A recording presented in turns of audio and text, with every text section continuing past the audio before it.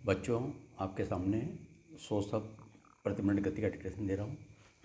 Yes, start. Bharat में आत्मघाती हमले की तैयारी कर रहे इस्लामिक स्टेट के एक आतंकी का रूस में पकड़ा जाना खतरे की एक नई घंटी है।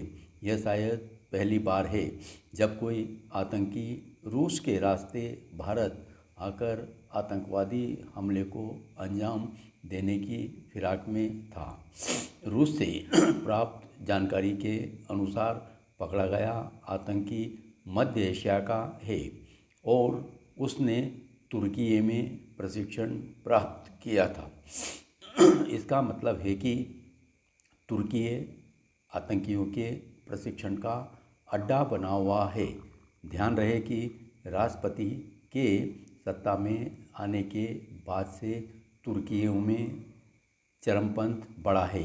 एक समय था जब दुनिया भर में मुस्लिम युवा इस्लामिक स्टेट के आतंक में हाथ बटाने के लिए तुर्की के रास्ते ही सीरिया और फिर वहाँ से इराक पहुँचते थे। तुर्की की इस्लामिक स्टेट के प्रति नरमी किसी से छिपी नहीं है।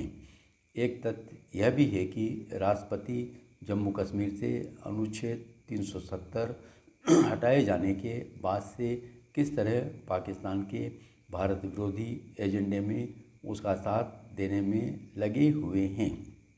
वह सऊदी अरब के वर्चस्व को चुनौती देकर इस्लामी जगत का अगुवा बनने के लिए भी बेचैन हैं। भारत को रूस से और अधिक जानकारी हासिल करने के साथ इसकी भी पड़ताल करनी होगी कि कहीं तुर्की भारत विरोधी तत्वों का नया अड्डा तो नहीं बन रहा है और इसमें पाकिस्तान की भूमिका तो नहीं। भारतीय खुफिया एजेंसियों को इसकी भी तह तक जाना होगा कि रूस में पकड़े गए आतंकी का भारत में संपर्क सूत्र कौन था और वह किसकी मदद से सत्ताधारी दल के किसी बड़े नेता को निशाना बनाने की तैयारी कर रहा था। यह संभव नहीं कि मध्य एशिया का कोई आतंकी स्थानीय तत्व की सहायता के बगैर भारत में आत्मघाती हमले की साजिश रच रहा हो। रूस में पकड़े गए आतंकी के भारत स्थित मददगारों के सक्रिय होने की आशंका भी है, क्योंकि केरल, कर्नाटक और देश के दूसरे हिस्सों से इस्लामिक स्टेट के कई आतंकी गिरफ्तार किए जा चुके हैं। इनमें से कुछ ऐसे हैं जो अफ़गानिस्तान जाने की ताक में थे। भारत इसकी अनदेखी नहीं कर सकता कि अफ़गानिस्तान में इस्लामिक स्टेट की सक्रियता तेज़ी से बढ़ी है और फिलहाल यह नहीं कहा जा सकता कि तालिबान इस आतंकी समूह पर लगाम लगाने में सक्षम हैं। भारतीय खुफिया एजेंसियों को देश के भीतर सक्रिय उन तत्वों पर भी नज़र रखनी होगी जिन्होंने नुपुर शर्मा प्रकरण को लेकर मुस्लिम देशों में भारत के खिलाफ माहौल बनाने का काम किया। यह चिंता की बात है कि इंटरनेट मीडिया न केवल दुष्प्रचार में सहायक बन रहा है बल्कि कट्टरता को चुनौती देने के साथ आतंकियों की भर्ती में भी है। पिछले सप्ताह कश्मीर के शोपियां में सेब के एक बगीचे में काम कर रहे 2 कश्मीरी हिंदुओं को आतंकियों ने गोली मार दी।